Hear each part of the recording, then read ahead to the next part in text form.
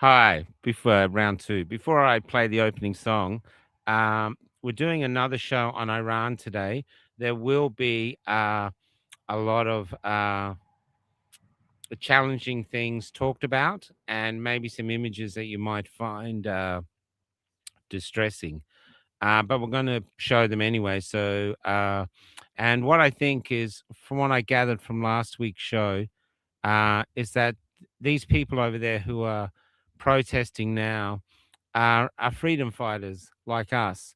They're just in a much tougher battle, and but I and what is happening there, what has happened there over the last few decades, maybe could come here. We got inside of it in the last 5 years, so this is why we're going to have this conversation. This is the opening song. Next to it, it'll explain itself. But here we go.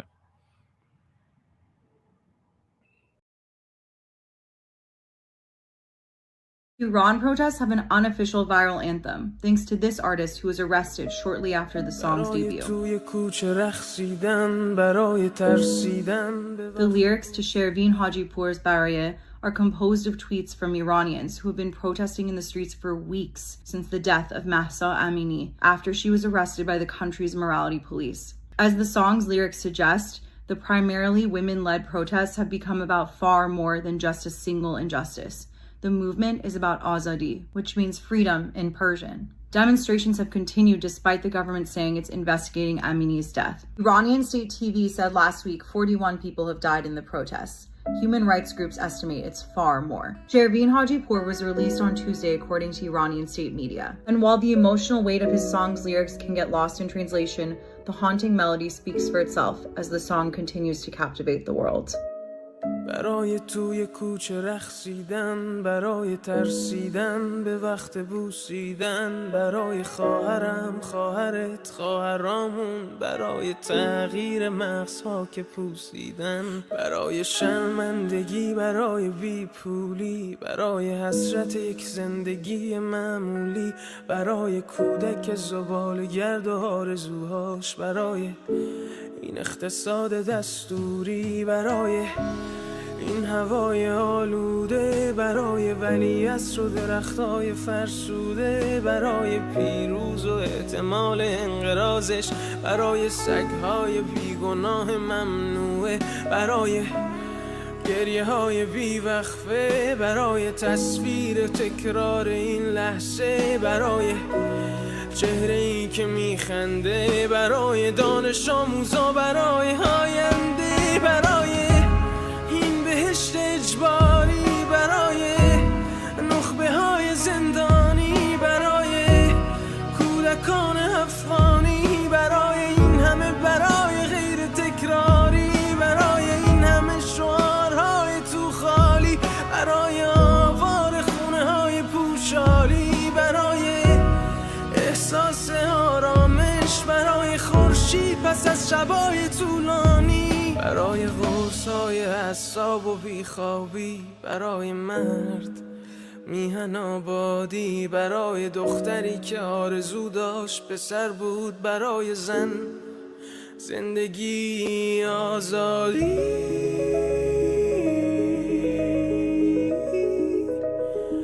برای آزادی،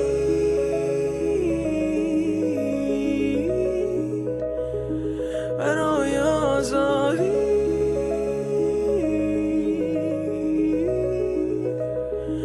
برای آزادی.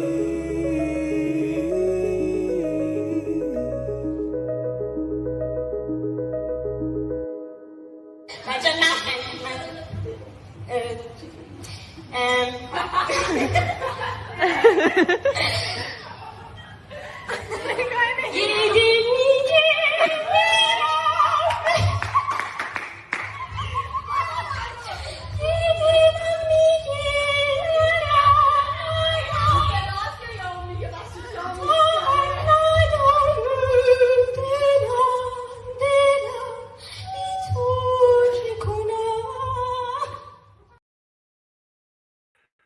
Okay, let's begin. I'll just bring in our guests. So the first one is Melika again. And Melika, Hi, before we Michael. bring in our other guest, that young girl we played at the end, tell us what happened to her. You told us last week, but tell us That's again now right. people have seen her. That's Nika Shakarmi, the same girl that was brutally murdered by the Islamic Republic in Iran, that's occupying Iran.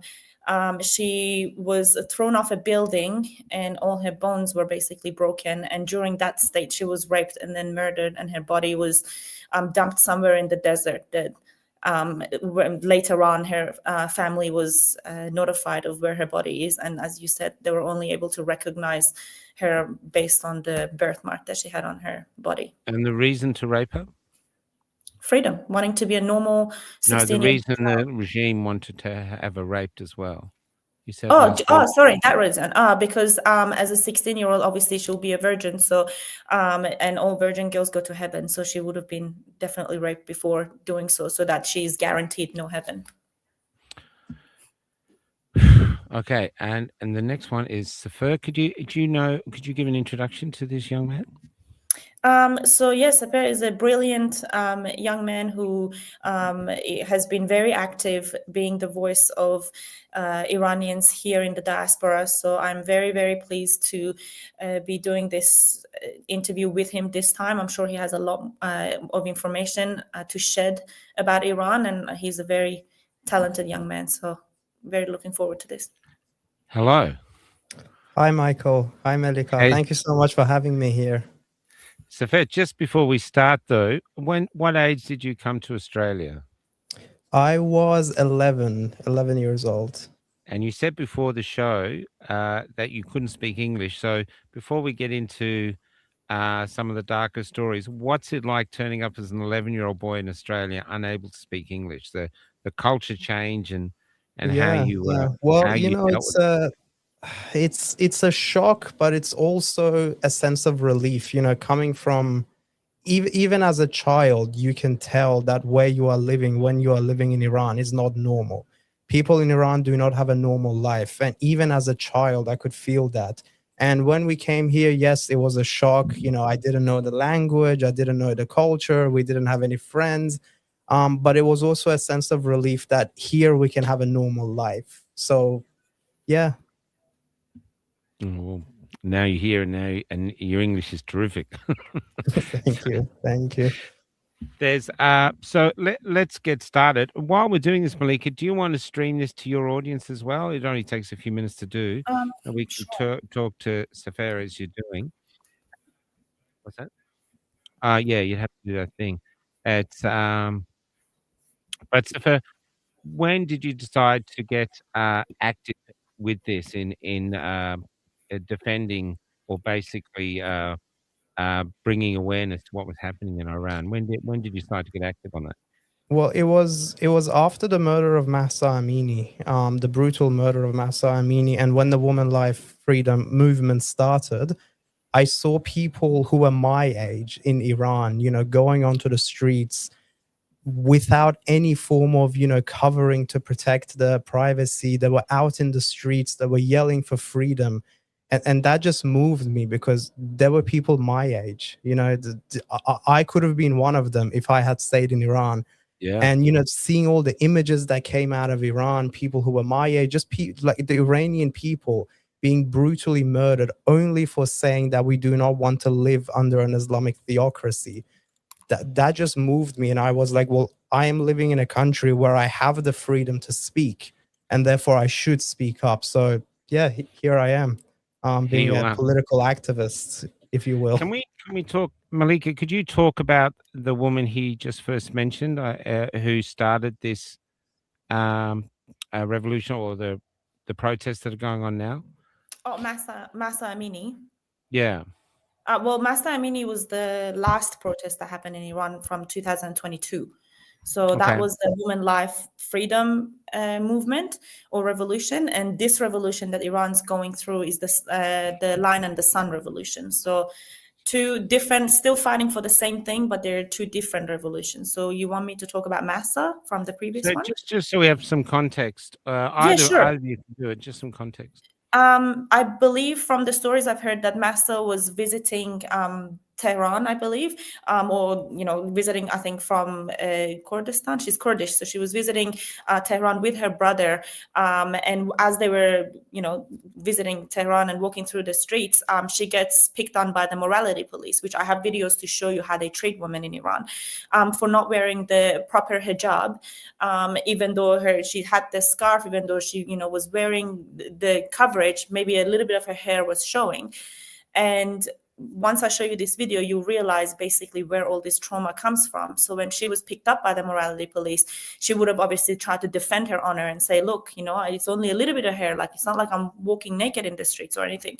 And which then resulted in brutally being assaulted by the police, which resulted in her going into coma and then basically losing her life after a couple of strands of hair. So she was struck to the head a couple of times, and that resulted her basically going to a coma and then losing her life. And then that really just started everything. But this was way more than being just about one woman. It was more than just being about a couple of strands of hair. This was that last drop of water, like I said last week, in this, a huge ocean that just tipped everything over. And, people were like, enough is enough. And it led to the Mahsa Amini revolution. So she was a catalyst, really. So, would you have that video you want to show now? Yes, actually, I can. I will show you the video if Sepehr has anything to say. I was just gonna add this point that all of the protest movements in Iran, they all had some sort of a spark, if you will, for lack of a better word. Yeah. Something started them, whether it was the hijab, whether it was the economic situation, or whether it was the price of petrol in 2019. But the actual protest movement themselves weren't, those things were definitely a part of it. But it's not like the people were going onto the streets in Iran in 2022 just because they didn't want to wear a hijab. That was a reason, but it wasn't just that. It was for freedom. It was saying, well, the Islamic Republic is an illegitimate regime which is occupying my country, and I want my country back. Not only do I want my country back, I want my national identity back. I want to be Iranian again. I want to be a citizen. So I think it's very important to distinguish that, yes, the women life freedom movement started because of the hijab, but it's not like if the Islamic Republic removed the hijab law completely, everyone would have gone home. It became something more than that. I just wanted to add that for the audience. So there's a lot of ills, and this was just basically the catalyst that set it off. Exactly. Yeah, exactly. Yeah. Yeah. Okay, we'll just play this video now. Do you want to give us some context on this video, Melika? This is basically sorry, I'm just trying to at the same time add this to my own platform as well. Sorry, I'm just looking a bit distracted. So basically, this is the classic,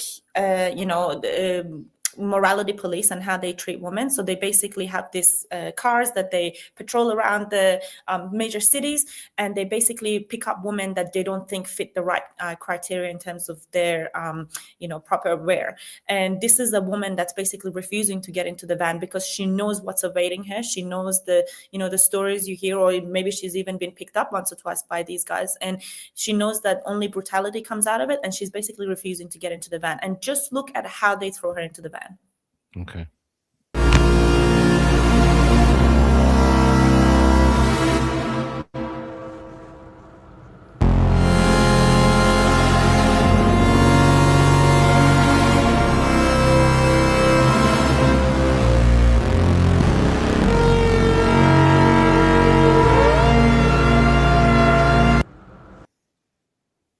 So see, she's wearing the scarf.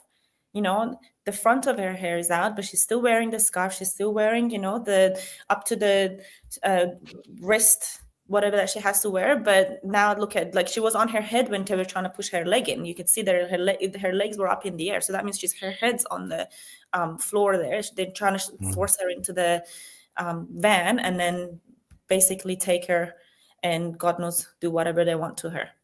Sure. Well, if you want to keep setting up the other stream to your page, I'll just ask Sepehr, what other main contributing things? Because I read something that financially Iran's in trouble.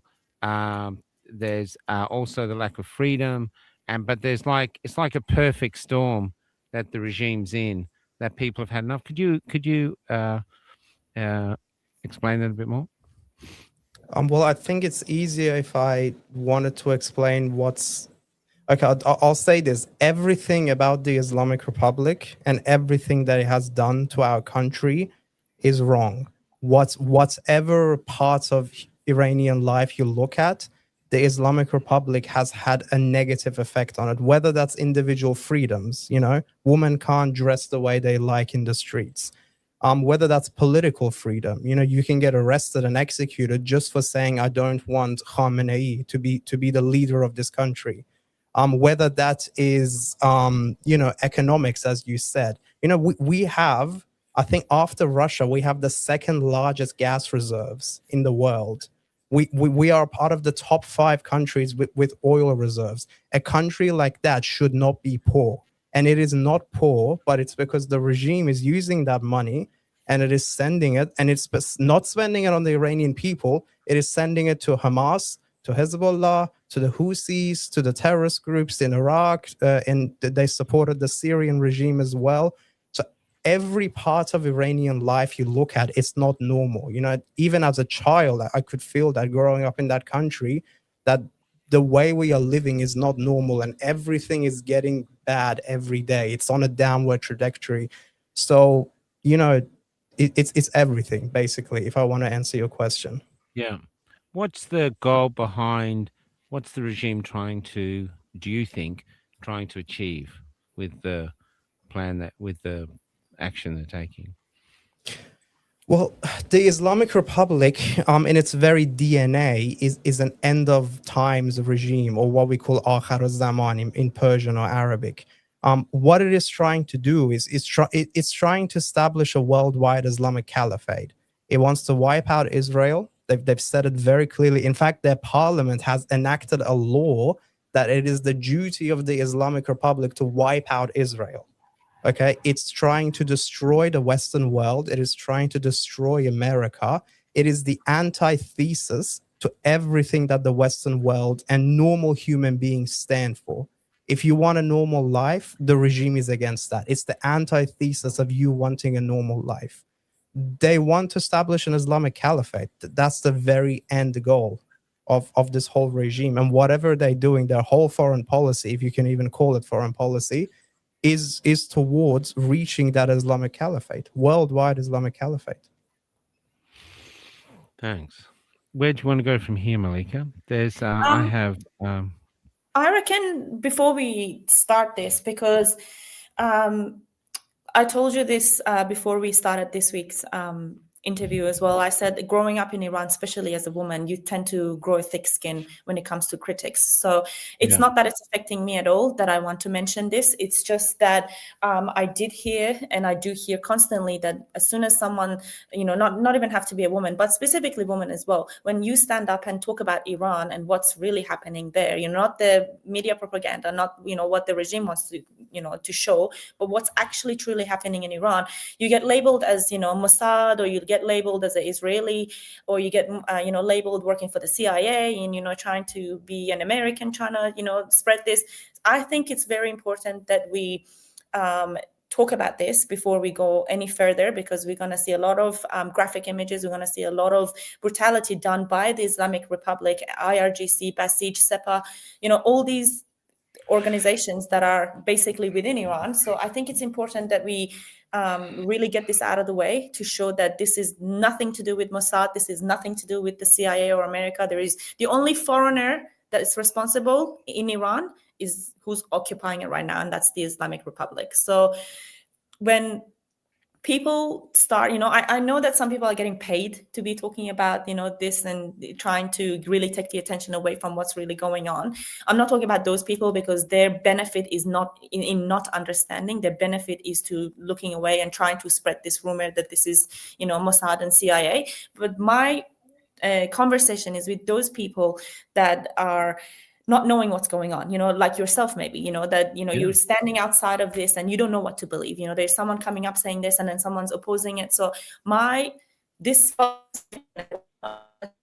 directed to people that are not getting paid to say that, oh, maybe this is Mossad. So the first thing you have to think about is that the moment you say this is Mossad or CIA, that, you know, that's doing this to the Iranian, and I'm, you know, trying to be here, trying to glorify it. What they need to realize is that by saying that, what they're really trying to do is undermine the Iranian people and this revolution to begin with. So they're trying to basically say that people's sufferings and trauma, it's nothing. Like, what this is all propaganda. Like, there's no reason for it. When you say it like that, that's basically what it means. That's a slap in every person's face that has given up their life for this freedom. So when you say it's a propaganda by Mossad, that means you're saying Iranian people have no reason to be, doing this revolution. It's someone trying to come into the country and cause trouble. It's not that. So when you say something like that as someone who's not getting paid to say it, please don't say it, because you sound completely, not bright. So please don't say that. And secondly, when you think about this, is it Mossad that's taking over the whole country then? Because you see people getting abused in the streets, you see people getting abused in prisons, you see people getting abused by Basij and IRGC members. So are these all Mossad? Then if it is Mossad, then why are people getting abducted from their home for showing these videos? For if someone posts about this brutality online on their social media, within hours, if not a day, they will be arrested by the government. Why? Are we trying to say that Mossad is taking over our country? Please help us. Why are you arresting people over this? Why is it that every time an Iranian or someone who's, standing up for us in this fight talks about the numbers of people that have been killed, why is the regime so forceful in pretending that they're lower in numbers? Well, wouldn't you want to say that Mossad's killed a lot of people, that they're bad people? Then why are you trying to pretend that it's less numbers? If someone says 40,000, you go on national TV and say, no, it was only 40 people. Or no, it was only 100 people. Well, wouldn't you want to say that Mossad is a terrible person or like terrible organization and they're killing people? Why are you trying to fight us? Second or thirdly, why aren't you fighting Israel? If it's Mossad, then why are you not bombing Israel right now? You're saying that a foreigner organization came into the country, raped our women, killed our people, killed your people from the regime. Then why are we not going into fight with Israel? Don't you want to wipe them out? We'll start a war. Go bomb Israel and see what happens. You can't make this up. You can't just sit here and say that it's foreigners attacking the country. Then who is protecting the country? Then if the Ayatollah is sitting there and talking that no one is gonna make, no one's allowed to make war with us, no one can even make war with us, we are not even going to sit down with America and talk to them, we are not even gonna go through so that means you're seeing yourself at a power that, no one is daring to touch Iran. Well, then how is Mossad in your streets killing people? I will upload a couple of graphic. You've got that video. Can you show that video of that went on live stream TV? That went on TV with the leader. Sure. Before you do that, I have to say, and I told Sepehr that ever since the interview, that's all I've had is people contacting me going, these are Israeli agents and stuff like this. And I'm just to all of those who are saying that Melika didn't reach out to me. I'd been searching for weeks, trying to find an Iranian, an Australian who would talk to us. I had to go through some Iraqi friends and then it was a series of about 3 or 4 people before someone finally said, "Why don't you speak to Melika?" So it was me that sorry, I'm a bit sick. Invited her onto the platform to speak, not the other way around. And we just wanted to hear from an Iranian what they thought was happening, because the world at the moment is so crazy, and with AI and everything, it's so hard to know what's real or not. And that's why we thought we'd bring people on to talk. Can I just say a few things?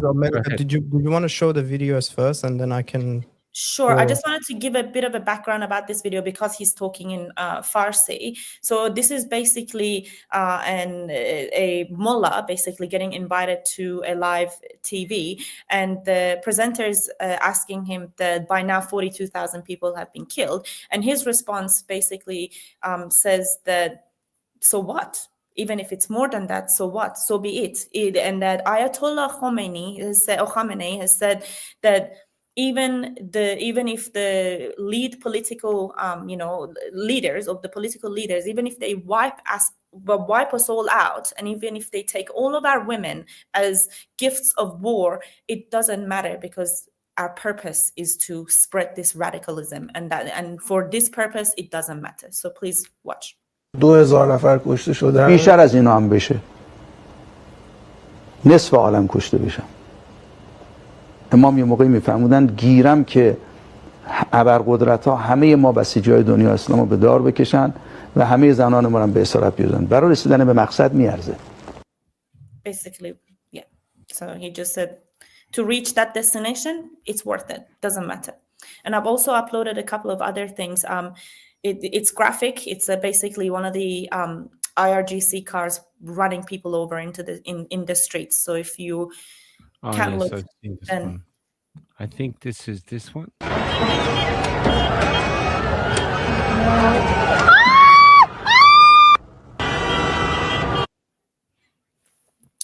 we also have two photos that shows the police cars, the Iranian police cars, and you can see the type of gun they have at the back of that police car. So you're trying to tell me that's Mossad. So Mossad has infiltrated your regime so much that they're now getting your cars, the police cars, and putting a automatic rifle behind that car and killing Iranians. Is that what you want me to believe? So yeah, I have another one here too. Maybe you could. This is supposed to be. Where was it? This is the groups or the parts of the government driving around to abduct people from their houses. This is what it says. I don't know.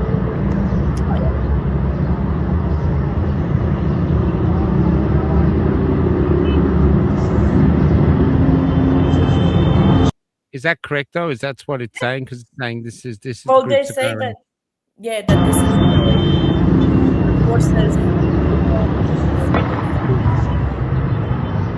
and they're trying to find whoever was abduct them, basically. So these are the groups going around to find out the young people who are at the protests and arrest them and take them off to prison.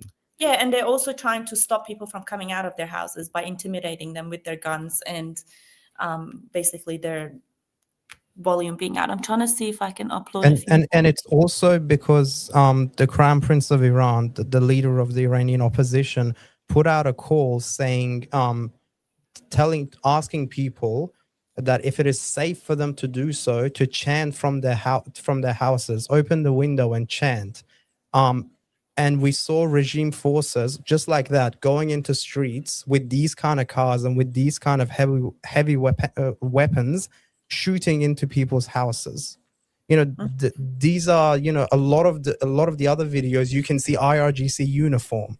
So are we saying the Mossad is so strong that they've been able to infiltrate the IRGC and go and kill people in the name of the IRGC? That basically means Iran has been taken over by Israel. If this is really their claim, that means the Mossad has taken over, because if they can infiltrate your most secure and your most elite paramilitary forces and go and kill people, and you can't do anything about it, okay, what border did they even come through? You're saying thousands of Mossad agents, CIA, MI6, that were in the streets, that were killing the people. How did they enter the country?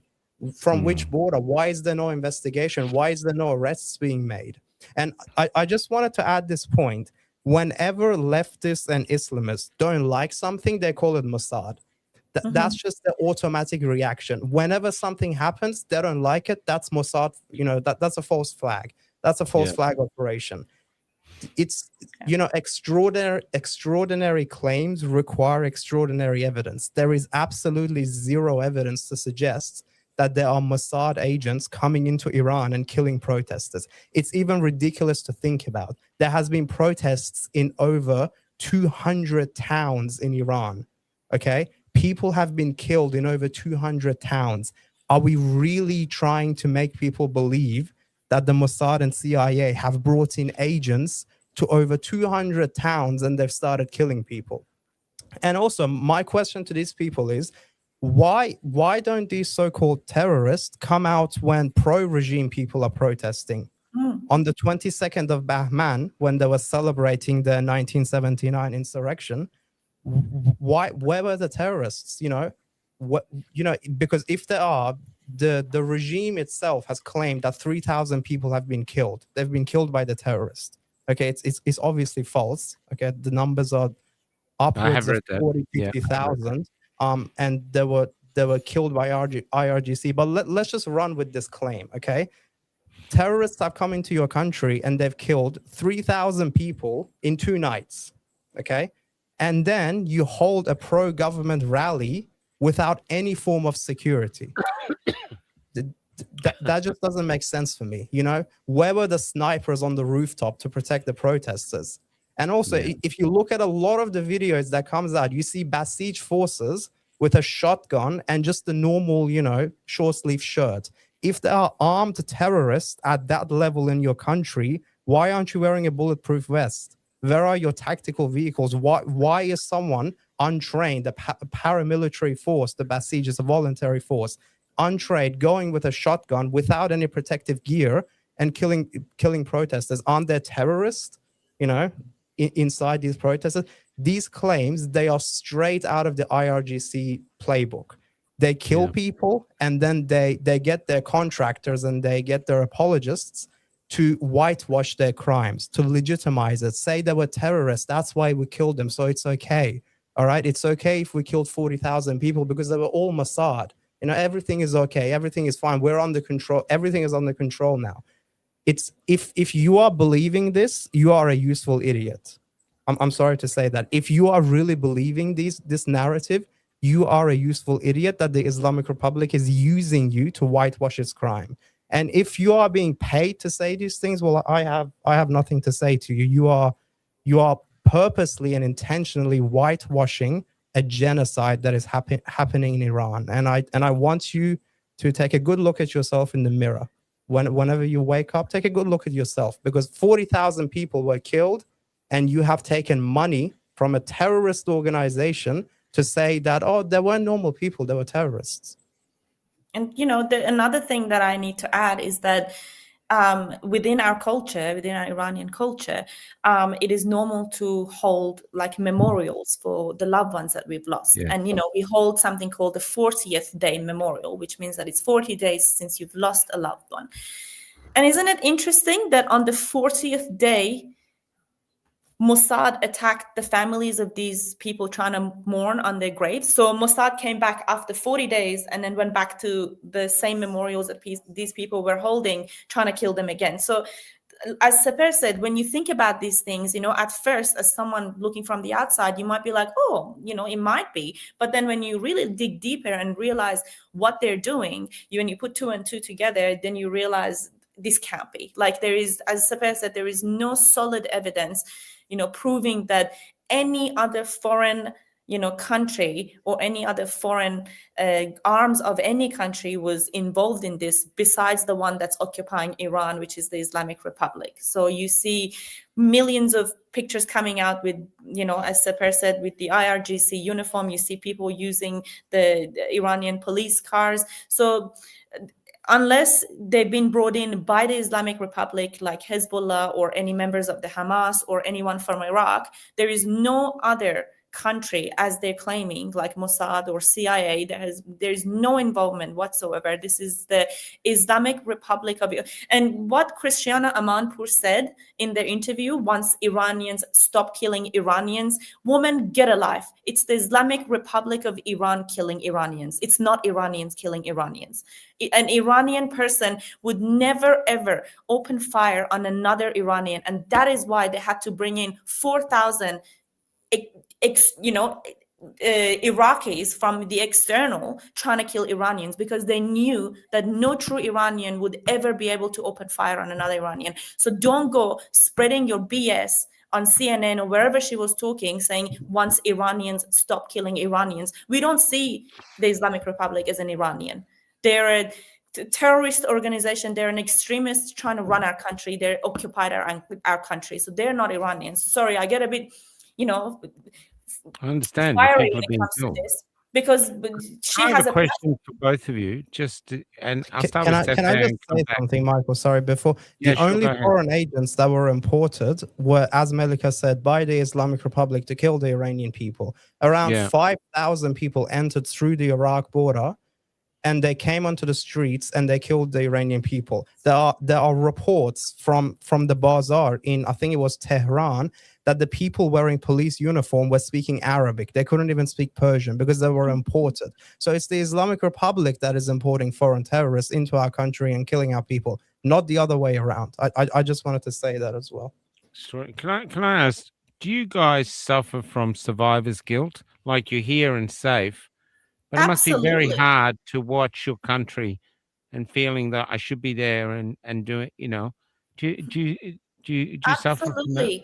Absolutely. As Iranians living abroad, as Iranians, living outside of Iran, wherever you may be, we are living two separate lives. In Iran, when people are going through these things, that's their life. That's what they're going through. But then my life here is completely different. I still have to get up in the morning and go to work. I still have to say good morning to my colleagues like nothing's happened. I still have to make a living like as if I'm my people are not suffering. So it's very hard for us living abroad because it's trying to make someone understand your pain when they don't even know the history. And you have to, like, I go to work every day and someone goes, "Hey Mel, how you going?" I'm like, "I'm good, thank you." What can I say? My mind is with my people, my heart's with my people. So it's devastating for us Iranians. And it's the difference in time as well. So when we go to sleep, Iran's awake, and when they sleep, we wake up. So basically, and most of the process go throughout the night. So when basically, especially in Australia,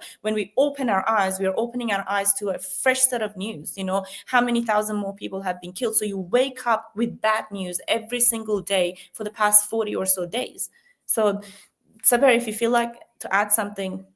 Yeah, I was just gonna say, we've all been forced to leave our homeland. I don't think if there's 8 million Iranians living abroad, I can assure you 7 point something million of them would have never left their country. That they were forced to leave. We were forced to leave our country. We are technically living in exile, if you will. Yeah. And being here, as Melika said, waking up, looking at all those images, looking at the pictures of people who were killed, some of them as young as 2. Their parents were walking and the IRGC just drove past and just shot them because they were walking in the streets. It's really hard to explain to an Aussie, to our Aussie friends here, what that feels like. It's guilt. It's a mixture of guilt, hopelessness. You asking yourself, what can I do? I wish I was there with them, so I can stand next to them and fight this regime together. So yeah, it's definitely, yes, we do, to answer your question. Michael, I've just Over uploaded here. a video of what So- Sepehr was so- talking about. So this is a young man here. He was killed in front of his home by the Islamic regime. So that's the 13-year-old killed. I think his father was shot earlier. So that's both of them shot. Look at the video I've just uploaded. It basically Yep, talks about got what Sepehr was talking about. It's basically people walking by and they're getting shot by the police. Okay, I'm just trying to find it. There's so many videos here. I think, is it this one? Yep. Look at him. People are just walking by and look at the guy just stopped and shot at them. Wow. They're just walking by. There is no protest. You can't see anyone. They're literally just walking by. And look at how many times he was shot. Because their whole strategy is, if we kill enough people, they won't come out next time. Or they thought, yeah. because the Iranian people did come out. Just a couple of hours ago in the universities of Iran, where some of the top universities, which were Basij powerhouses until, like, I don't know, maybe 5-6 years ago, people were chanting, "Down with dictator and Javid Shah, long live the king." So they were like, all right, let's kill so many people that they never come out again. But obviously the Iranian people, we will fight until we win. And we came out. It's just fear. They're using fear, but fear has a use-by date, because at some point, I've talked to, I think I told Melika last time, I've talked to Romanians about when the Romanian revolution happened with Ceausescu, and when they left, this woman's 17-year-old brother left, and she said his mother didn't want him to go because people were getting shot, and he said, "I'm either going to come back as a free man, or I'm going to die. They're my only options." And so once they'd reached a point like this, there's the fear loses its grip because the people Exactly. want freedom so much. Do you think your country's reaching that point now where they can try to keep killing, but at some point the people are going to say, "Well, you can't kill all of us." I You think know, we're already there, Michael. I think yeah, we're already that's there what's because happening right now. Then, exactly. If you look at a lot of the people who were 17, 18, before they went onto the streets, they recorded themselves saying, I'm either going to, as you said, I'm either going to go and take back my country from its occupiers, or I'm going to yeah, get killed. Because what we have to understand is that Iran is occupied right now. The Islamic Republic is not the government of Iran. It is an illegitimate terrorist regime which is occupying their country, and the only thing keeping it in power is the guns that it has. If yeah, if the machinery of repression disappeared, that regime will fall within hours. So wow, when we get to that point, there is, of course, fear doesn't work, because it's like, well, my country is occupied. I have no future to look forward to. Whatever I do, I'm either going to get arrested or killed or called the Mossad agents by certain people living in the West. So it's like, well, I'm either going to go and take back my country and fight with everything that I have, or I'm going to die. So I think we're already there. And that should scare Khamenei and its regime very much, because yeah. they picked the wrong nation to mess with. Well, they've already would killed say that. 40,000, and the You know, people are still protesting now. I've seen the protests. Yeah, absolutely. And yeah, what they say is that, more than the bombings that, the USA is now threatening Iran with, Khamenei should be more afraid of the mothers dancing on their sons and daughters' graves. A mother that powerful that refuses to grieve in the same way that the regime wants them to grieve, because they do dictate how you should grieve for your loved ones as well. And the reason why they come and disturb these mornings is that people choose to dance. Like, we had a protest here in Brisbane yesterday evening, and we honored the ones that lost their lives with the famous song that they play at their graves, and everyone dances because they celebrate the victory that these people have tried to achieve. And they see them as superheroes. They're not someone that you sit down and yes. Can I play a video that I think started that thing of people dancing? This is a young man doing a forced confession. That's right. I Yeah, think it it's in started from Arabic, but I'll play it. But maybe we can stop it, and you can one of you can translate what he's actually saying. I think I know which video you're talking about. کجا خاکم کنن دوست That's ندارم right. گریه کنن سر مزار از So He what's he says, actually saying? so this is this is a confession that they're trying to get from him before they publicly execute him. Correct me if I'm wrong, but I believe this is Majid Reza Rahnavard. Is that right, Sepehr? Yes, Yeah. So this in Mashhad, he was executed in Mashhad. So this is right before his execution. So they say, what are your last words? He said, I don't want them to sing the Quran, the holy book, at my grave. I want them to play a song, and I want them to dance on my grave. And this is This is what you're doing now here, dancing. نماز نخونن شادی کنن I don't want them to pray آهنگ for شاد me. پخش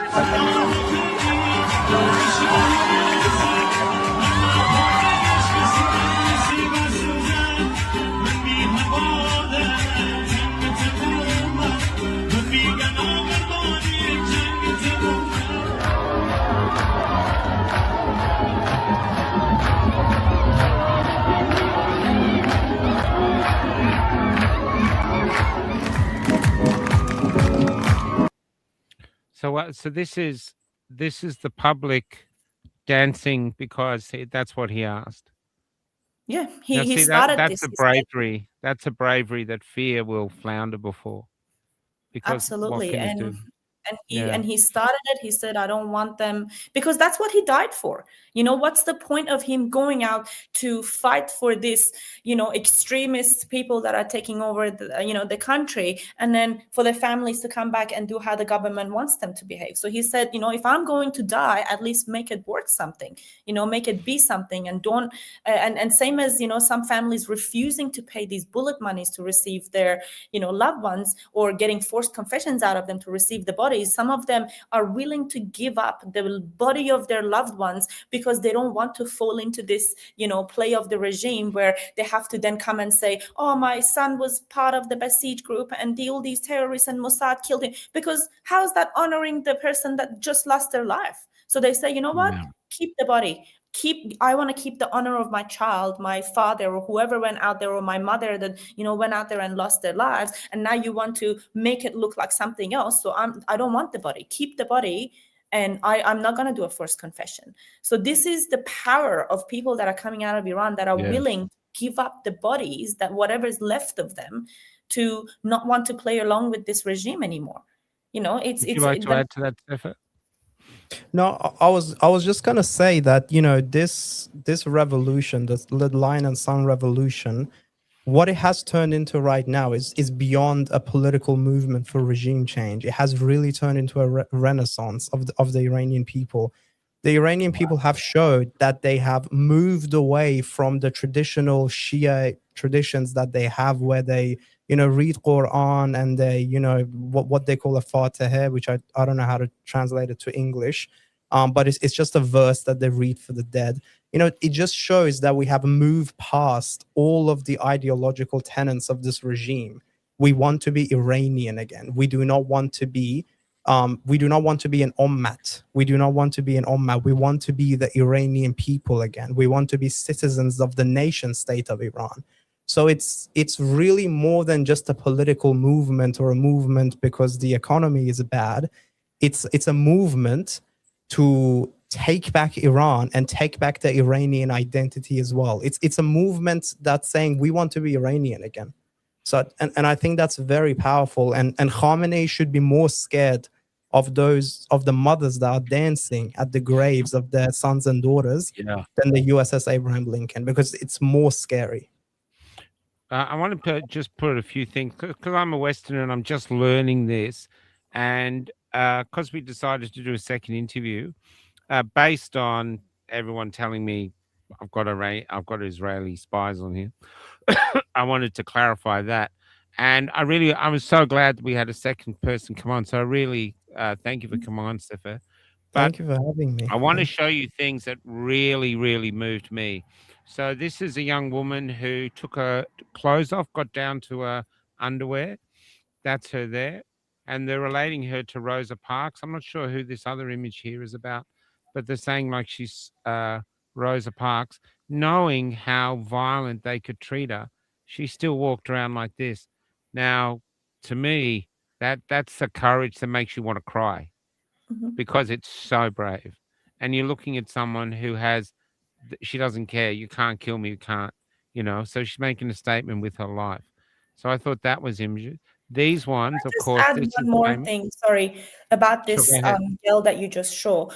Yes, it's about the courage, but you know what it's also about? It's about showing people that all these ideologies that you have in your head are just ideologies. Like when you look at this woman, what happened? What really happened? Did the heaven and the earth turn around that she walked like that? What really happened? Or if that Rosa Parks lady that during segregation, during the worst times, that she sat at the front seat, or she was mixed with the whites. What happened? Did we all die? What happened? I think it's that statement that even if I dress like this, what's it gonna change? This is all about that ideology that you're trying to force into people's head to say you have to cover yourself because of this. You have to. What happens if I don't? And that's just. Yes, obviously the regime will, then arrest her and, basically brutally murder her. But if the regime is not there, what are the other people going to do? Because that's what the regime is trying to protect, that, we have to protect the society from these kind of people. But what did the society do? What really happened? Like, that's actually a video. It's not just a photo. And I've seen the video. People come and go without even looking at her. So what? Wow. Wow, Like, I it's couldn't find actually the a video. video. Like, That'd you be can see amazing. men walking by her. They don't even acknowledge that she's there. Not in like a form of protest, not acknowledging her. It's just they're like, so what? You know? Yeah, And I think it's all about that ideology that she's just trying to prove that nothing happens. You know, it's like yeah. wearing a red shirt and walking Do you outside. know what happened to her? Is Um, any honestly, this is from like a couple of years ago, but I'm pretty sure that she Oh, was okay, so that arrested. was in the other This pre-movement was thing? the Massa Amini, yes. Okay, the other thing, they seem to have similar themes, though. This image, of course, has been made into like propaganda image. It's quite like propaganda art, really. But this inspired this, and I'm seeing lots of this coming in. And this is, I just love the The, beauty of them fighting back. They're not actually taking to arms and killing; they're just being defiant. You know, maybe that's because they the don't have last the arms. photo I you don't know. showed, Michael, that was actually Brisbane. I think it was a Oh, that's couple of Brisbane. weeks ago. Yeah, But that's even Brisbane. that, it's Uh, still, yeah. this symbols are so important, and this is a symbol of defiance, and they spread. So here's in Brisbane, it's spreading, just the action of one person. It really shows you might feel powerless in a totalitarian system, but actual fact, you still do have power. In fact, I was speaking to someone the other day, and they were saying it's not that you have the power, you are the power. And that's what's been sort of educated out of you, but you are the power with what you do with your existence on the planet. Yeah.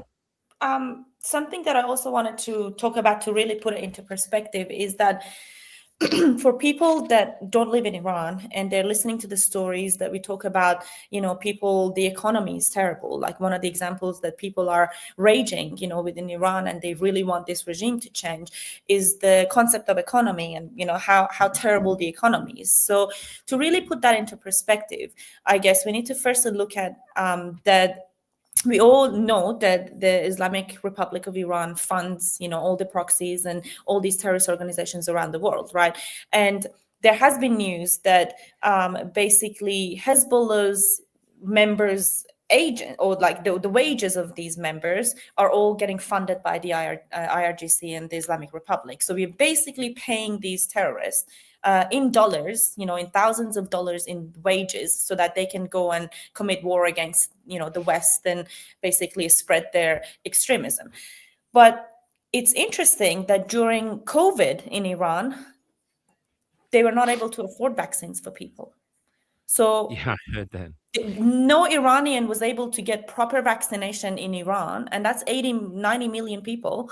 They didn't have access to vaccines. So something that, potentially could have saved millions of people from dying, they didn't have money for that. But all of a sudden they have money to be paying thousands of Iraqis and thousands of these foreigners to come into the country and, basically kill people. So a living crisis, when we talk about it, is that when you estimate, on average, we're just going to base it in Australia for the Australian viewers, just so that they kind of get an understanding of what's going on.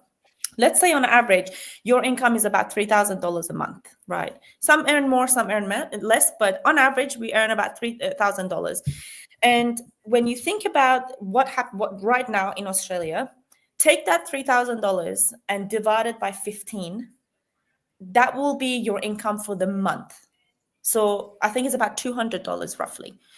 So $200 a month. Can you live in Australia on that? Paying your rent, supporting your family, buying groceries, buying your clothing. That's not even entertainment. That's not even, going on holidays. This is basic human needs. So this is the wages that people are living in Iran by now.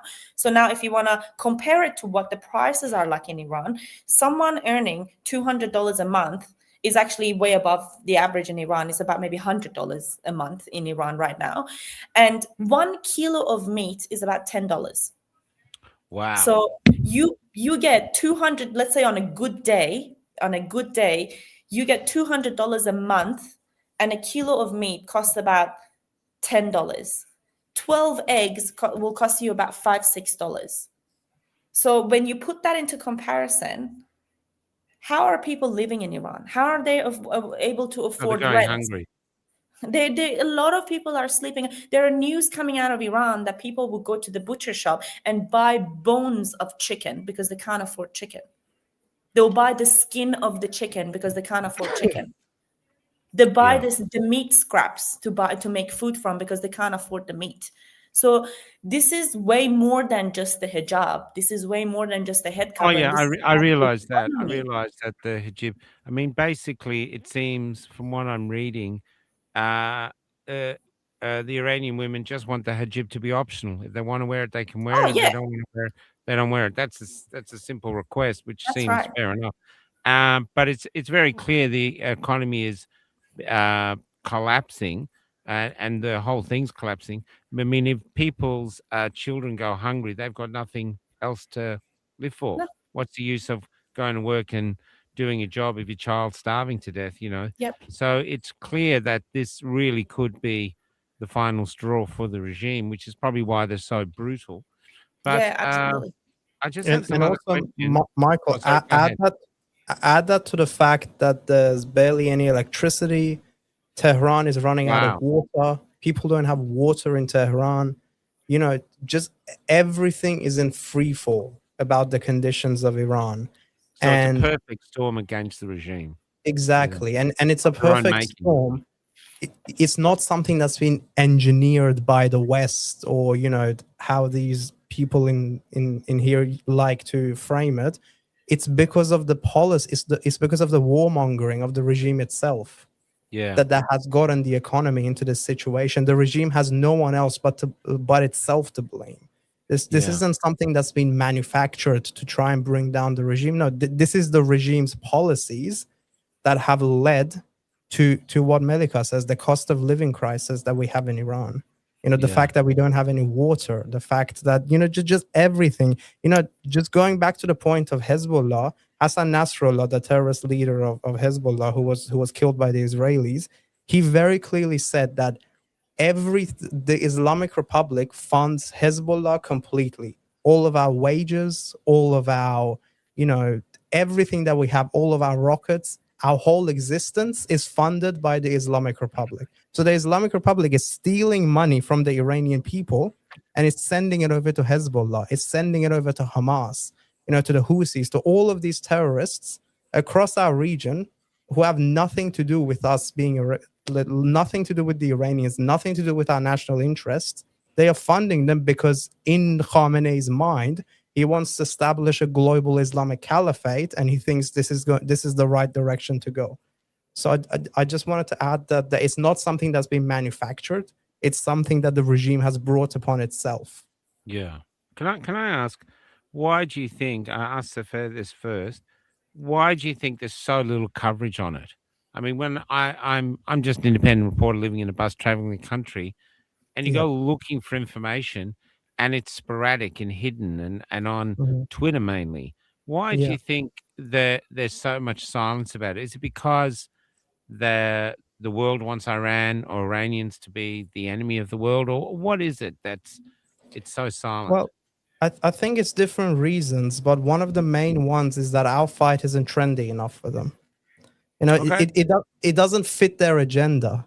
We are not a Yeah. nation that's anti-Israel. In fact, we want good relationships and a strategic relationship with Israel. We are not anti-American. We do not want to destroy the West. We are not anti-capitalists. We want a liberal democratic system inside Iran. We do not fit within the agenda of the leftist media, because we don't hate Jews. All right. When Yeah. there's no Jews, there's no news. It's true, because the fight that we have, it's actually the antithesis of what the the leftist media is trying to promote. So that's Yeah. why they don't cover us. And another reason, I think, is just because some of them are naive. They think they know Islam and they know the Middle East better than we know it. They're scared it's going to be Islamophobic if we say the Islamic Republic is a terrorist regime. Like, they think they know more about the IRGC and what's happening in Iran than the people who are actually living in Iran, which is just very funny and sad at the same time. But I think the big reason is that we just simply do not fit within their agenda. You want to add to that, Melika?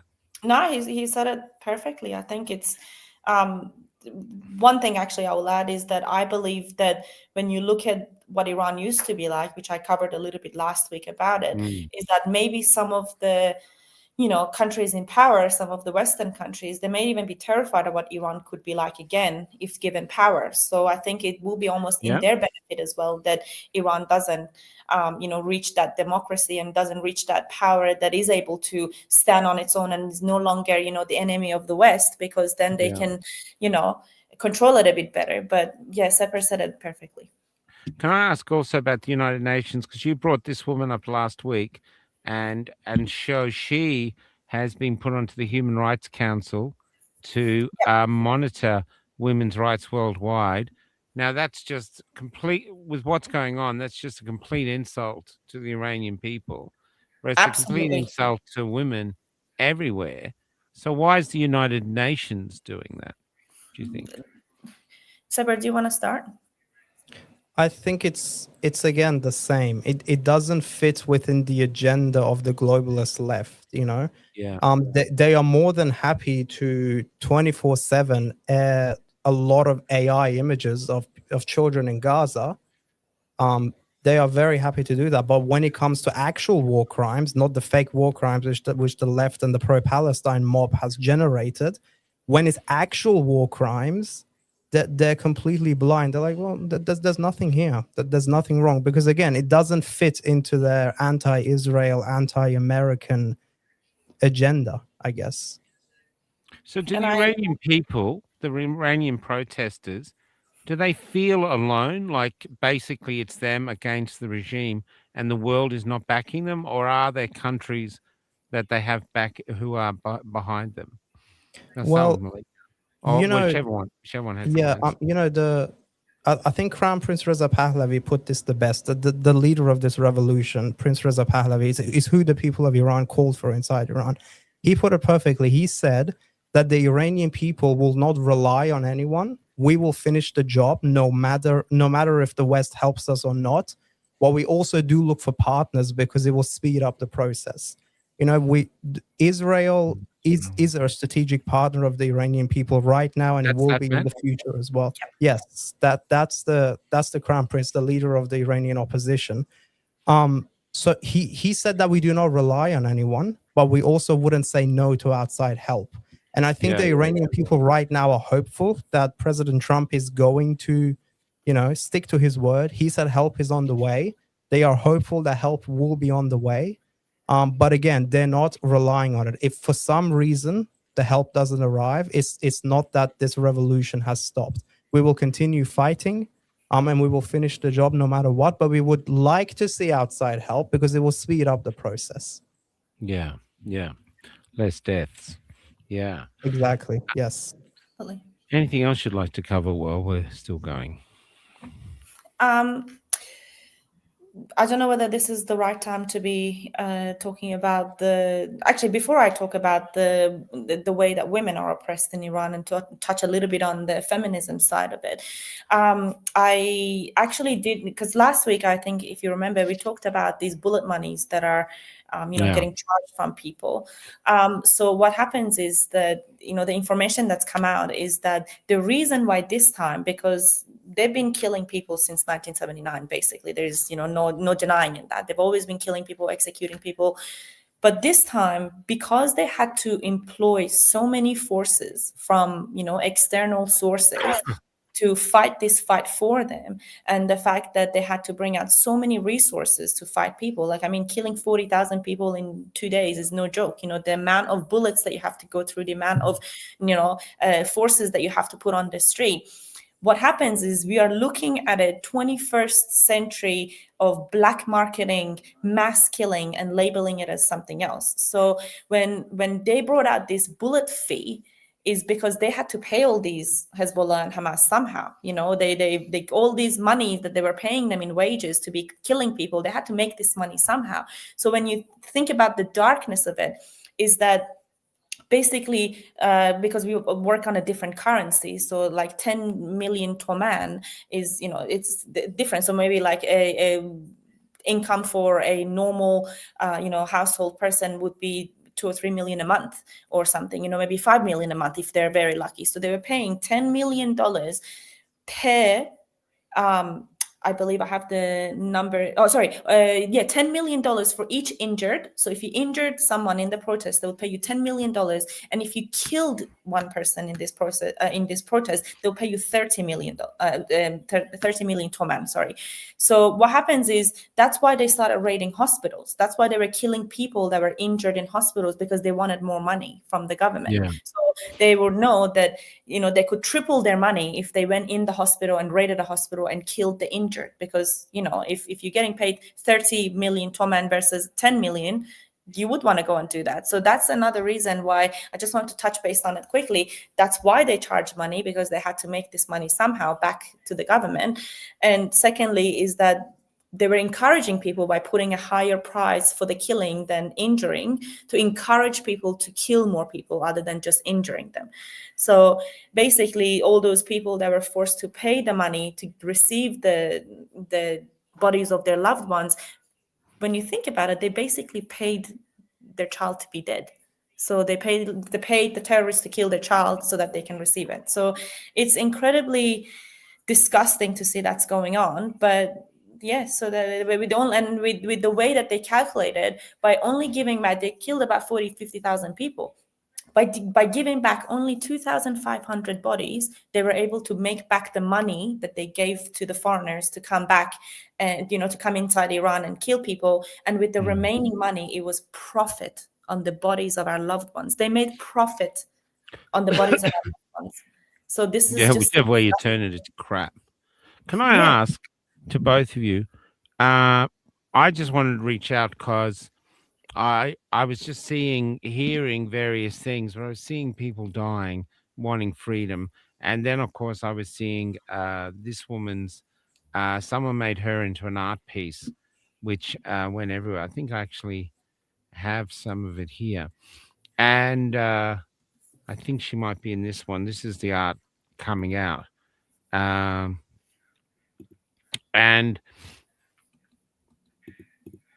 so I don't know, but anyway, this is the art piece coming out. It's been taken down. It actually was a quite profound piece of art when it came out, propaganda art, and I couldn't find it anywhere now. What do you think Australians can do to help? Because we're in a situation now where economically struggling. There's not similarities with the violence you're having over there, but people do talk about our government sort of, they've come after free speech. We seem to have stopped that. And so what do you think as to how can Australians help? Do you just want us to spread the stories? Do you just want us to talk? Because basically we're all human beings and we all have a right to be free. So what would you like as a help from Australians? The help from Australia for the Iranian revolution, is that what you're asking? Yeah. How could we help in this struggle that you have now? So like how I talked about before, the Prince Reza Pahlavi has set out 6 demands that the Iranian people have from the free world, and depending on which country you are, you might be able to fulfill all of those 6 asks, or you might be able to fulfill only one.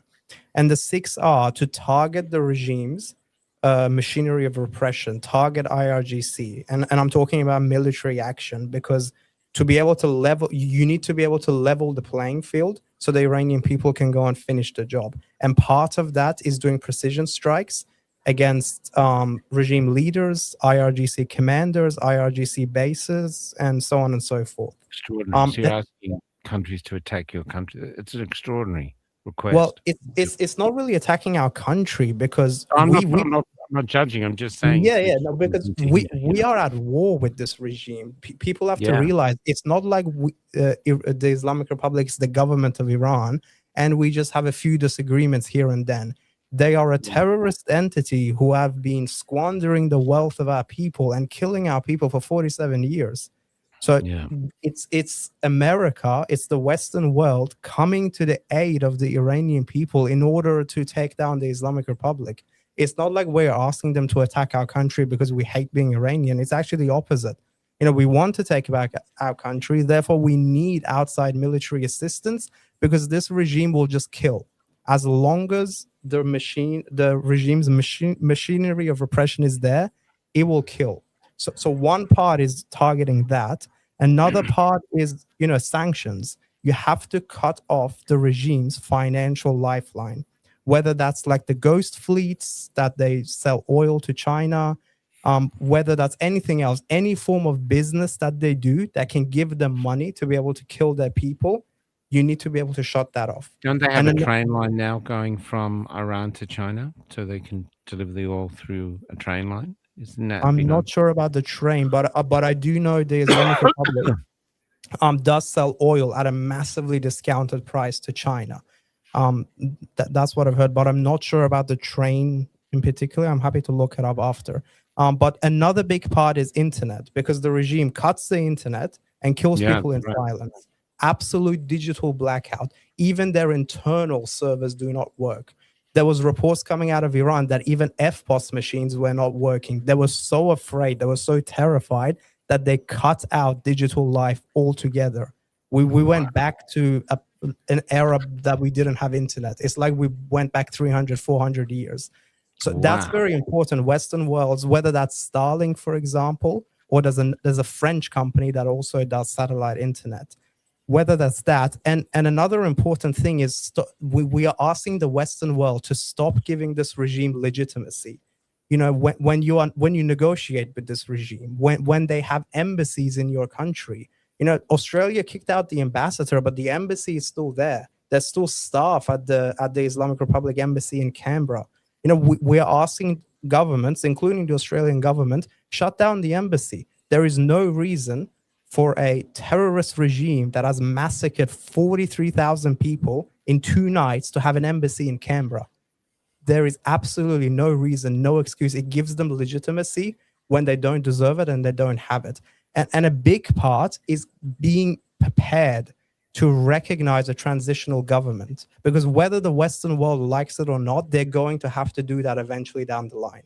So why not do it now to save more lives, to save more Iranian lives, and to make the transition period easier for us? So the Western world needs to start to recognize Crown Prince Reza Pahlavi as the legitimate transitional leader that will lead the country through the transitional period to a point where we can all, as Iranians, go to the ballot box and choose what form of government we want, whether that's monarchy or Republican, and also to be able to pick our government, to be able to elect MPs and form, so that those MPs can form government, whether that's a parliamentary system or presidential system. That's all up to the Iranian people. But we need a mechanism to get to that point. Yes. And that mechanism is Prince Reza Pahlavi. He's a bridge, exactly as he said. He's a bridge to a destination. Yeah. And the Western world needs to start recognizing that process. And until they do these things, they are only supporting us in empty words. And that's not what we need right now. We've moved past the point of empty condemnations. We need practical action. And those were the 6 or so that I listed. So, and of course, I'll just add, Australia, of course, can't go and target IRGC bases in Iran. Yeah, we're not asking them to do that. We are saying these are our demands from the Western world. Whatever part you can, help the Iranian people. Canberra can shut down the embassy. They can recognize a legitimate government. Can I ask, where do you guys protest? You protest on Saturday. Where do you do it? Do you do it at the same spot in Brisbane? There's in different cities, but in Brisbane it's Radcliffe Place in front of the casino.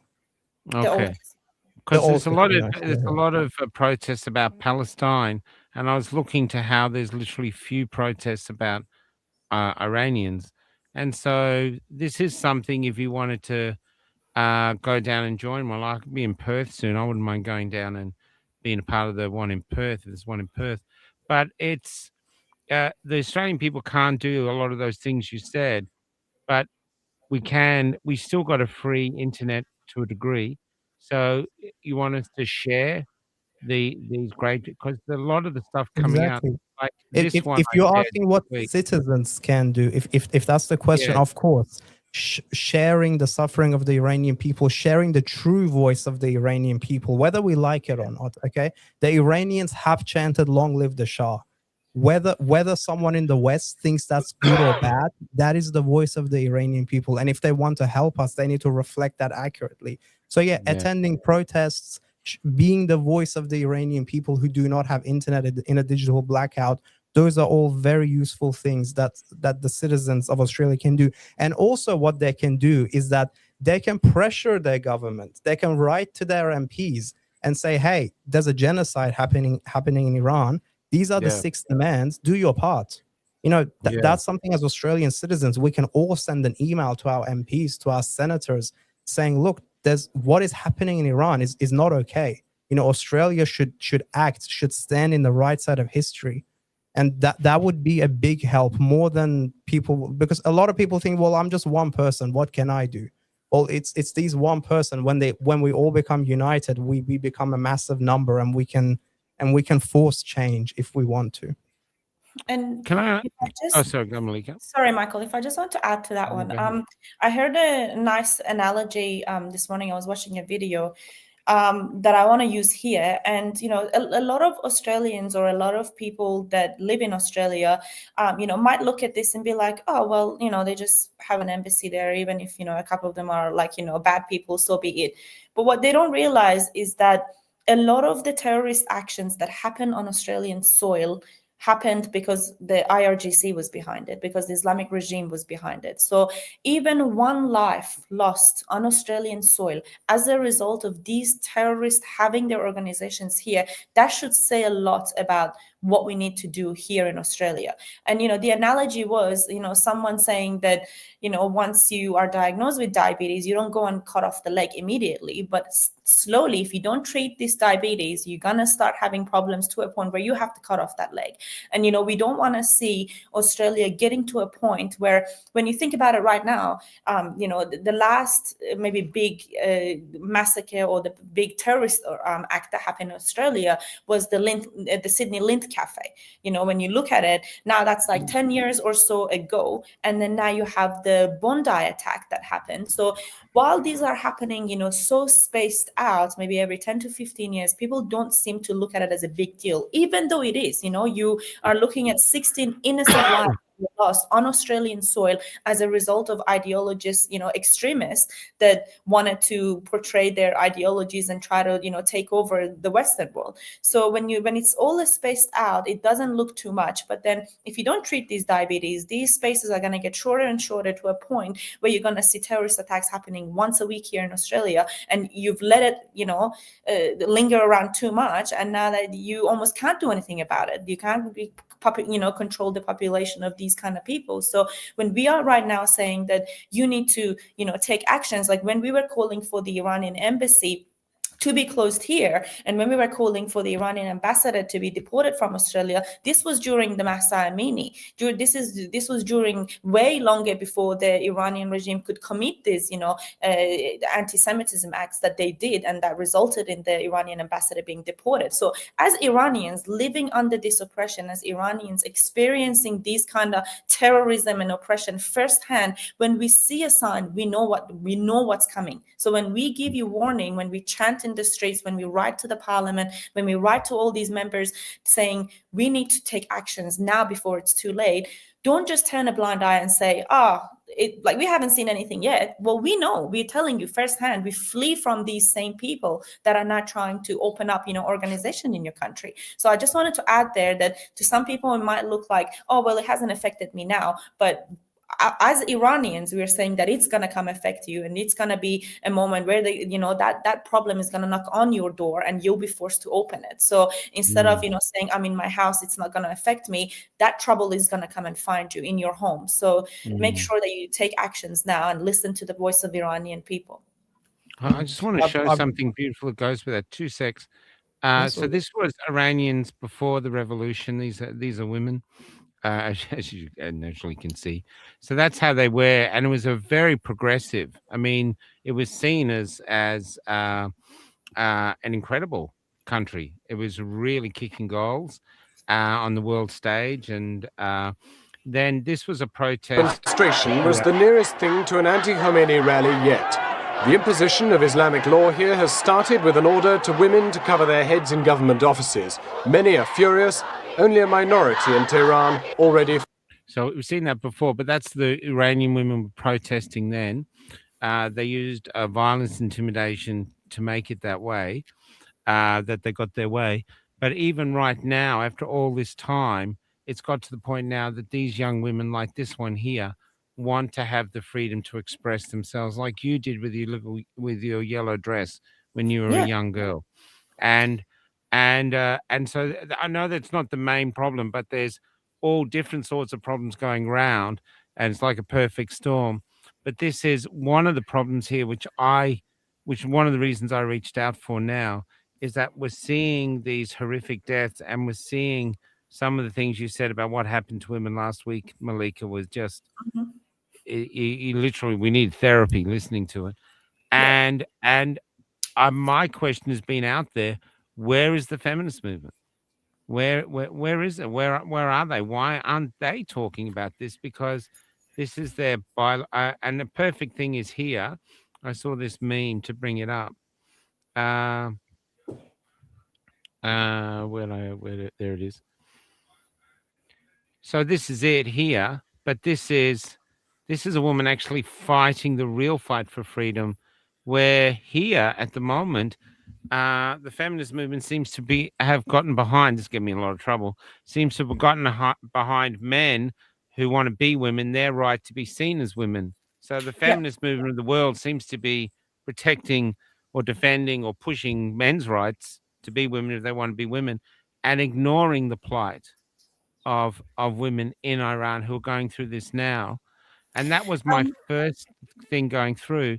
But what I've seen since, and this is why I'm glad Sepehr is here, is the beautiful men. And I mean that, I don't mean that in a way like a gay way, but just here's a wrestler coming up now. Where is he? Here he is here. I think he's waiting execution. You've got this is your future that you're slaughtering. This is your future with all their dreams, all their passion.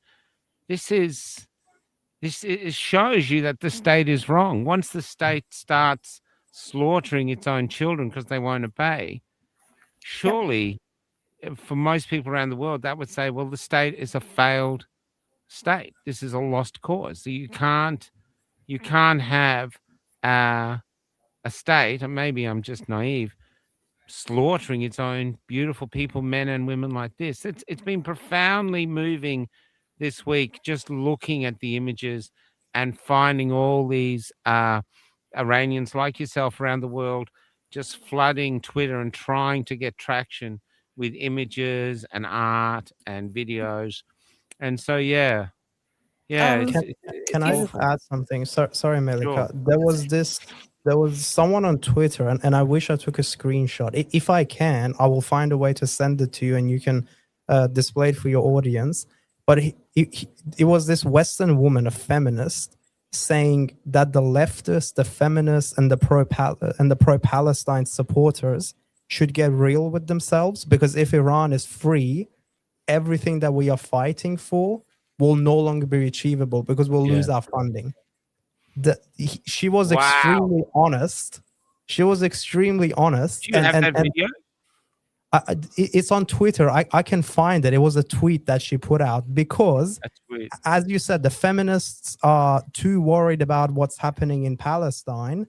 Then they are worried about a 16-year-old getting raped and killed in Iran. And, you know, how I said, you know, certain things don't fit within their agenda.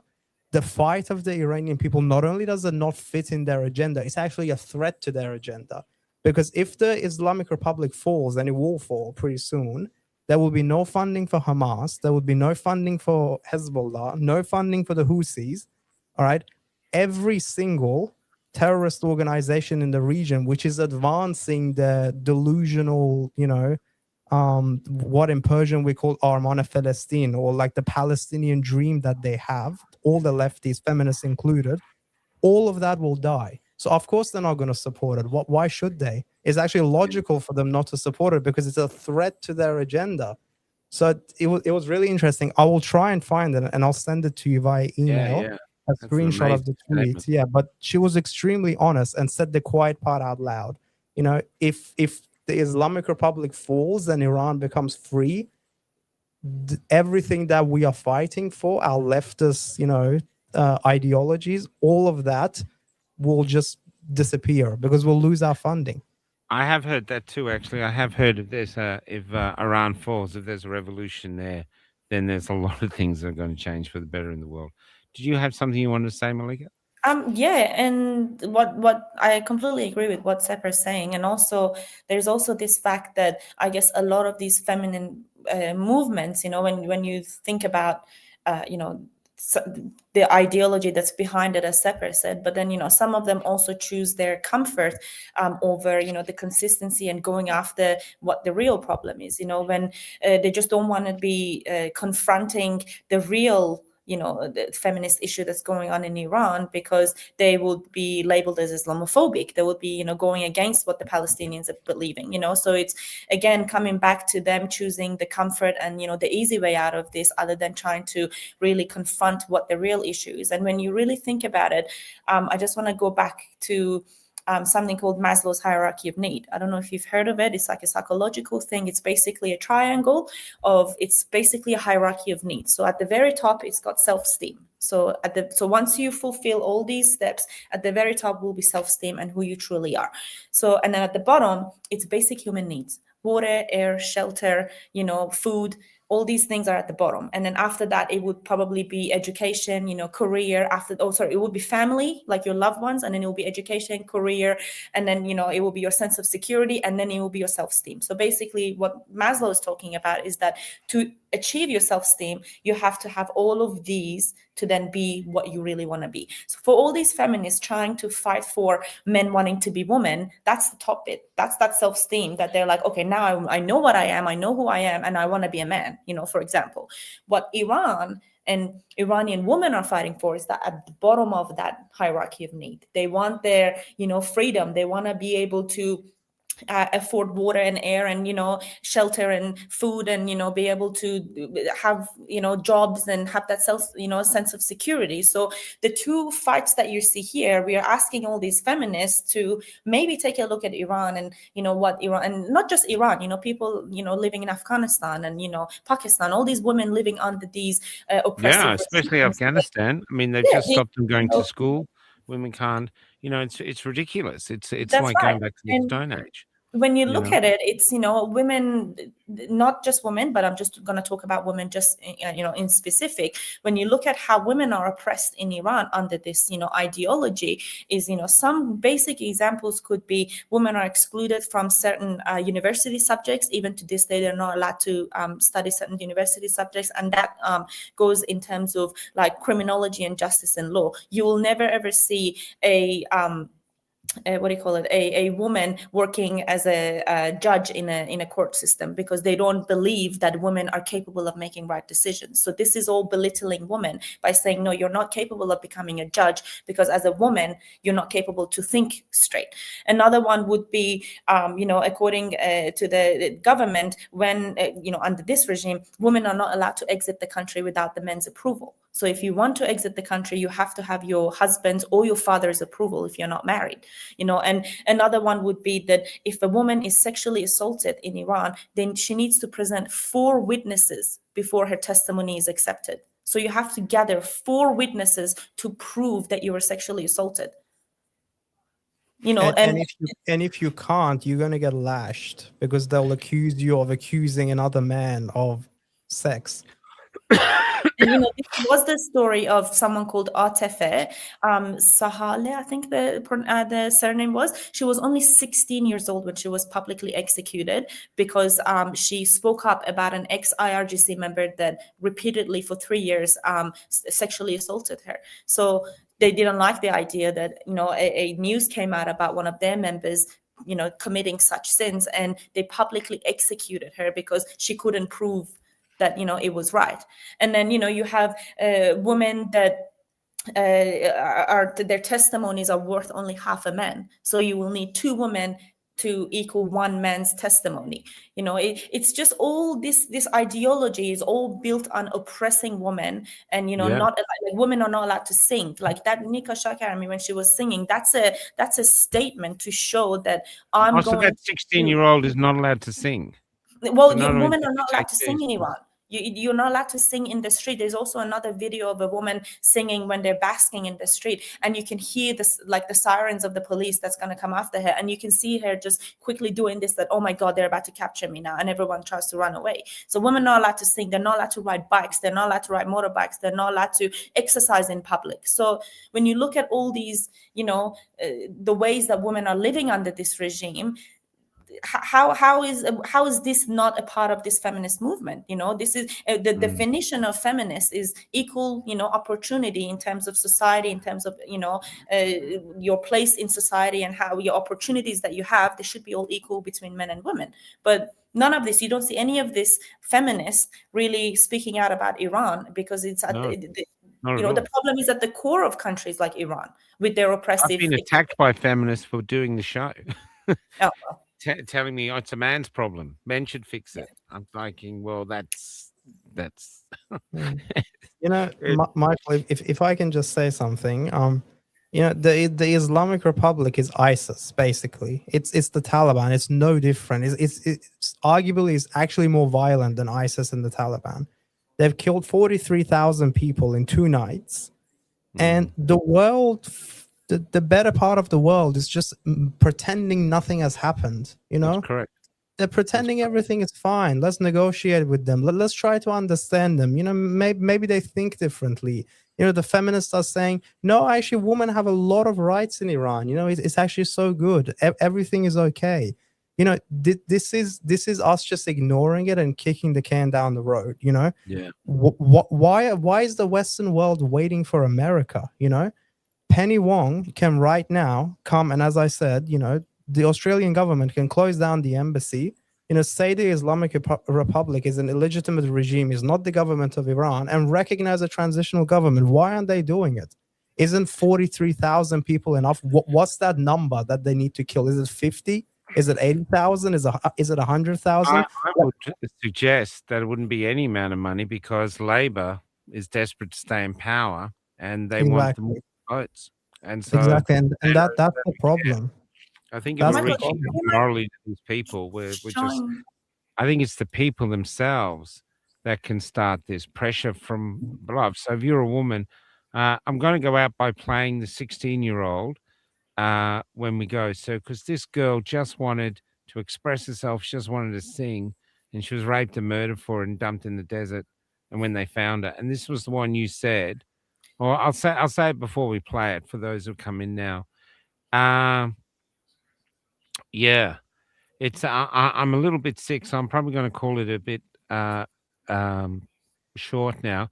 Is there anything else you'd like to say, guys? I just wanted to, if it's okay, it's a very short video I've just uploaded. If you don't mind just showing that one quickly as well. It's just showing the brutality.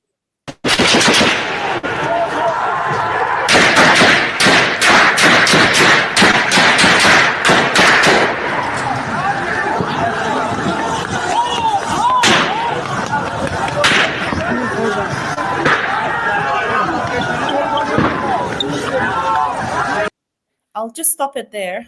So basically, you could hear the guns getting fired that many times in the dark. So this was obviously, you know, a targeted kill to kill as many people as possible.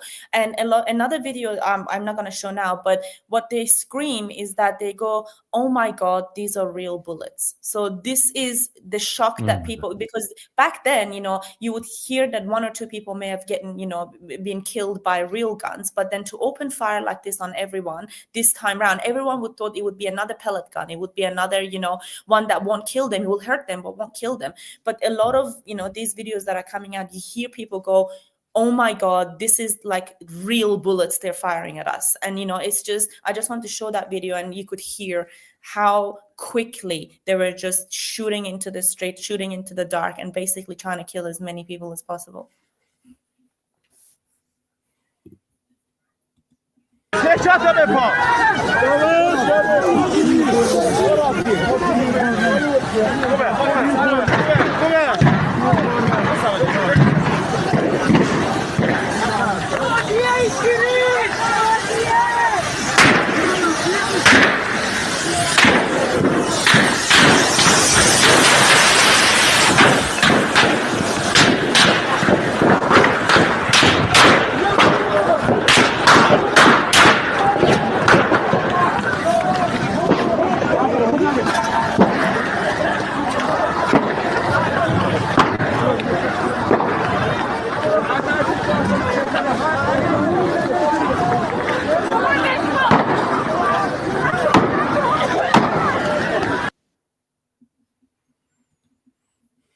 So you could hear just in that, a minute and a half, how many times they shot at people in just that 1 minute and a half. And you're saying they brought in Iraqis to do that? Because I did speak to my Iraqi friend, and she said that's what they do. She was quite open about it. That was, she said, yeah, that's what they do. This is well known because they bring. Yeah, and let's just make this clear. This was no accident. This wasn't just, a few isolated events. This was ordered by Ali Khamenei, the terrorist leader of the Islamic Republic. He ordered, go and kill as many people as you can, send them home. That was his order. And the Iraqi thugs that they imported into the country from Hashd Shabi or whatever, the IRGC, the Faraja, the SWAT units of the Islamic Republic police, they all carried out a genocide that was ordered and planned. It wasn't like one, local commander decided, all right, let's open fire. This was planned, premeditated, and, ordered at the highest level of the Islamic Republic. So it's almost like a Tiananmen Square thing, really. It's exactly. Let's absolutely brutalize the people and get them to. And the saddest part of here is that where is the army? Isn't the army supposed to be with the people? Where is the Iranian army? Where are they? You haven't seen a single person from the army trying to defend the nation that they swore for. And it really just shows that the question that you asked, that yes, as Iranians, we feel very lonely, that we feel like we are the only ones fighting this fight for the entire Middle East, and that the army that's supposed to be behind people has even backed out and they're with the government. So it's just very unfortunate, but we are going to win this fight. For whoever's watching, we are going to win this fight. However long it's going to take us, we are never going to bow down to an oppressive regime, and we are going to, because deep down we are the child of Cyrus the Great, and we will be fighters, and we will, even if you bury us, we will start from you. We'll start from fresh, and we will never bow down to this oppressive regime. Can I tell you both? I think I told you last time, Melika, when I was interviewing a lot of Romanians, they never thought Ceausescu would fall, but when they started just killing everybody, it came a point after a couple of days where the soldiers and the police couldn't do it anymore, and they turned the guns around on their leaders. And that's what brought the regime down. I'm not saying that will happen here, but it's what this woman said to me was they remembered their humanity. They remembered that they were human beings, and they were shooting their brothers and their sisters, their children, their mothers, their fathers. It probably won't happen in Iran, as it's Iraqis. Hopefully that it won't, but at some point now, it's the people want freedom no matter what. So, and they can't kill all of them. So. Yeah, but at the same time too, you say numbers, 43,000 people can get lost in statistics, and it doesn't resonate. So I think we'll go out with the young woman that you spoke about. I might even just, and this is Nina. What's her name? Nika Shakar. Nika Shakar. So all she wanted to do, she burned her hijab, and she wanted to sing an old Iranian love song. And here you can see her celebrating and enjoying just being free. And in that brief moment of freedom, not only did they arrest her and kill her, but they threw her off a building. Apparently, you're claiming they threw her off a building when she was broken because they knew she was a virgin, and they don't want virgins go to heaven. They actually raped her to make sure that she wouldn't go to heaven, then dumped her body out in the desert somewhere, and when a family found her, she was so what's the word? Anyway, they can only identify her by her birthmark. So this for tonight. If there's nothing else that either of you want to say, or just have your last words now, we'll go out with this and let her voice be the voice of Iran. Sepehr, is there anything you'd like to say, Sepehr, before we go? No, I just wanted to thank you again for the Oh, no problem. opportunity for us to be able to come out here and speak. Yeah, and thank you to all the audience for sticking around. It's an hour and 40 minutes. I know it's not easy sitting down and listening to people talk. So thank you, everyone, and thank you, Michael. No problem at all. Thank you, Michael, and thank you, everyone. Yeah, it's tremendous to be able to get these words out without any censorship and actually getting people to hear about what's really going on in Iran. So thank you so much. And I just want to say something to all Australians listening. I learned this the other day when I interviewed a woman in Penang, and in the first gold rush in WA, loads of people went into the bush around Kalgoorlie, all that area, looking for gold, and they started dying of thirst because there's no water out there. So the government at the time turned to the Afghan cameleers, I think, or they've got a word for it, I can't remember it. Anyway, huge camel trains went out with water and supplies, and loads of new Australians then who were dying were saved by these Afghans. When they came back and they'd finished their job, the government asked the leader, what do we owe you? And he said, these nothing, because these people are children of God, and it is our duty to save them. And I'm thinking now, if the very most you can share this, or share some of the videos, or get on Twitter, put in Iran, stop the executions. You can look up that hashtag, or just put in Iran and start sharing the voices of these beautiful people who just want to be free. And in a world where freedom's under attack, that's what at least is something you could do. So sorry, there is also a petition going around, E99283. That's basically the petition that's from the Parliament of Australia, and that's to revoke the recognition of the Islamic Republic of Iran. Can you put that in the link in the private chat? Yes, I will put that link up. So this is what the people can do to help us. It's basically a petition that's from the Australian government, and that's to revoke the recognition of the Islamic Republic of Iran. So by signing that one, we actually will have a voice in Parliament. So if you can spread this one around so that people are able to fill it out. You don't even have to be Iranian. As long as you live in Australia, you can fill this one in. So it's just basically your first and last name and an email. Once you do fill that email, you will get a notification back to your mailbox that says that it's you, and then when you click on that link, then that's a petition done. It maybe takes about a minute and a half, 2 minutes for it to really be achievable. So yeah, it's a tremendous help for us Iranians if they can fill that one out for us. And yeah, just this is a way they can be our voice. Thank you.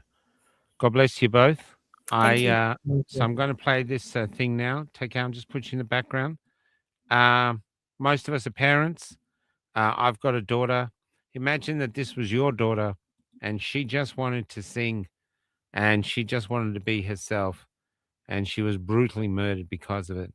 So this is she was not allowed to sing, and she decided she wanted to sing an old love song, and this was her moment of freedom. So here we go.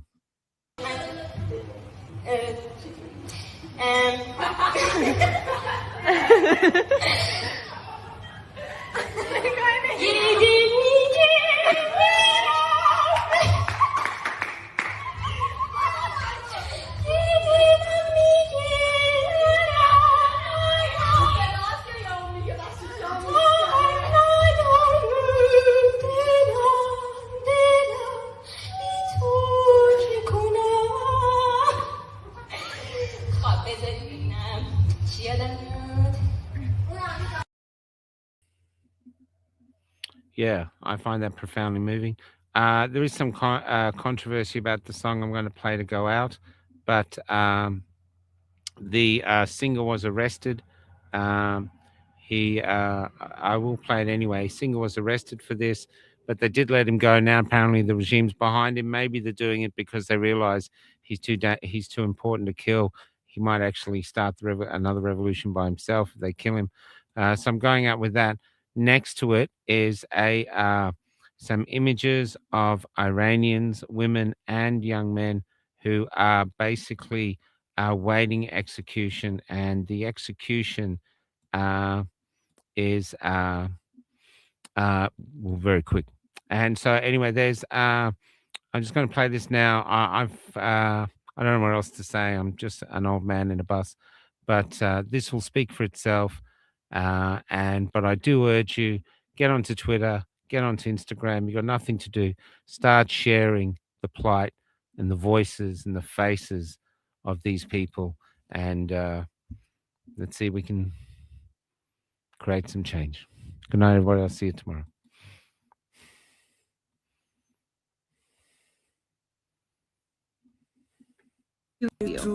Shortly after the song's debut. The lyrics to Shervin Hajipour's Baraye are composed of tweets from Iranians who have been protesting in the streets for weeks since the death of Mahsa Amini after she was arrested by the country's morality police. As the song's lyrics suggest, the primarily women-led protests have become about far more than just a single. Oh, and also sign the petition. It's in the notes. Sign the petition. That's from Melika. It's an order. Injustice. The movement is about azadi, which means freedom in Persian. Demonstrations have continued despite the government saying it's investigating Amini's death. Iranian state TV said last week 41 people have died in the protests. Human rights groups estimate it's far more. Shervin Hajipour was released on Tuesday according to Iranian state media. And while the emotional weight of his song's lyrics can get lost in translation, the haunting melody speaks for itself as the song continues to captivate the world. برای توی کوچه رقصیدن، برای ترسیدن به وقت بوسیدن، برای خواهرم، خواهرت، خواهرامون، برای تغییر مغزها که پوسیدن، برای شرمندگی، برای بیپولی، برای حسرت یک زندگی معمولی، برای کودک زباله‌گرد و آرزوهاش، برای این اقتصاد دستوری، برای این هوای آلوده، برای ولیعصر و درختای فرسوده، برای پیروز و احتمال انقراضش، برای سگهای بیگناه ممنوعه، برای گریه های بیوقفه، برای تصویر تکرار این لحظه، برای چهره ای که میخنده، برای دانش آموزا، برای آینده، برای این بهشت اجباری، برای